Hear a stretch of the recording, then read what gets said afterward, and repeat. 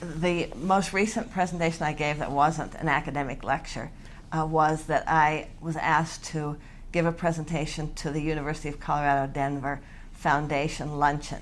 And they always at this luncheon they invite a lot of people, and they pick 3 faculty members to talk about why they donate money to the University of Colorado Denver. And so I knew there were going to be 2 other people talking on the same topic. So I thought, well, I got to come up with something interesting, otherwise we'll all sound the same. And so I guess I did what Karen was saying in terms of organizational pattern. I said, okay, what's that kind of creative thing that's going to be my kernel? And so I always try to start with something interesting or creative that I can build the thing around.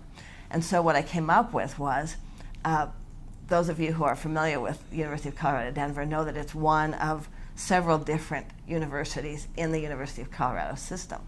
And the University of Colorado at Boulder is often called the flagship institution. And so several years ago, I came up with the idea that, well, if they're the flagship, we're the pirate ship. And pretty soon we're going to steal their stuff because we're interesting and innovative and we've got the most interesting students. And so I thought, oh, I'm going to use this pirate ship as a metaphor to organize my presentation around. So once I get that idea, then the rest of it falls pretty quickly into place. So then I used as my organizational pattern the category to some degree, because I was comparing 3 reasons to give money to 3 things about pirate ships, but I was also using a metaphor kind of approach to organize the entire thing. And so it easily gave me some forms of elaboration. I looked up things about pirate ships. I mean, I only knew about them from the movies, but I looked up language, so I was using language like anchors away and come on me mateys, and I was doing all this kind of stuff that I would not normally say. But it was an easy way to organize and elaborate on my ideas. And so I had things like, for example, one of my points was pirate ships have to be really nimble, because they have to get in and out of coves really quickly.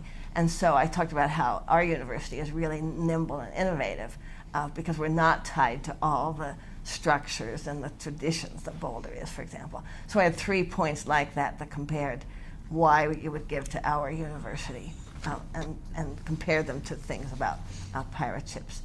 So I think my basic process is to try to get that one key idea that's going to organize everything. And then, like we were talking earlier in terms of alignment, everything else just sort of falls into place. It gives me inventio, the first canon of classical rhetoric. It gives me invention ideas once I get that kernel.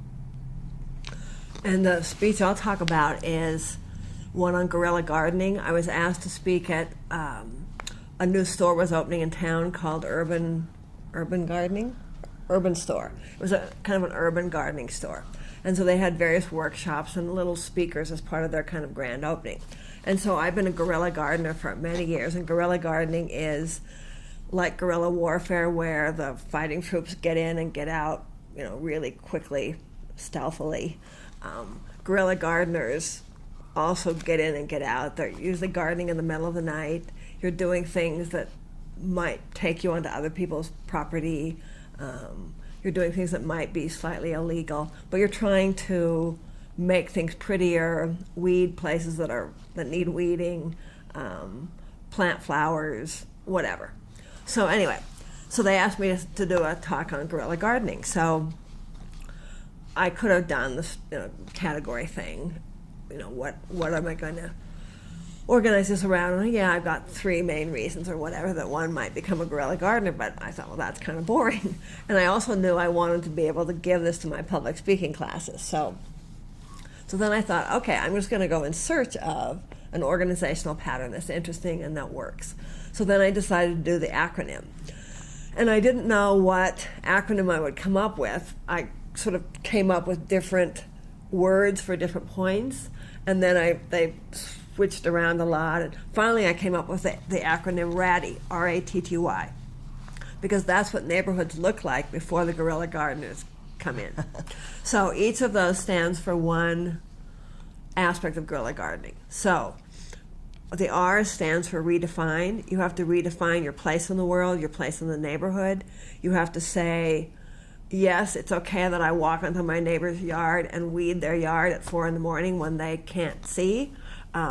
Because my first epiphany as a guerrilla gardener was, oh, I can walk onto someone's property and take care of it. Why do I think I have to preserve this boundary between our land? So redefine was the first part. Attitude was the second one. You have to kind of have a particular kind of attitude to be a guerrilla gardener. You have to be kind of bold and mischievous and be willing to, sort of get out there and do these things that you maybe never thought you would do before. I mean, some guerrilla gardeners have actually jackhammered up parking lots and planted trees, and I don't go quite that far. I mostly weed things, but you can do a whole variety of sorts of things. My third letter, T, stood for that you have to have a particular set of tools. So I talk about you need a big tub because you're carrying stuff around or you're weeding. You need a trowel.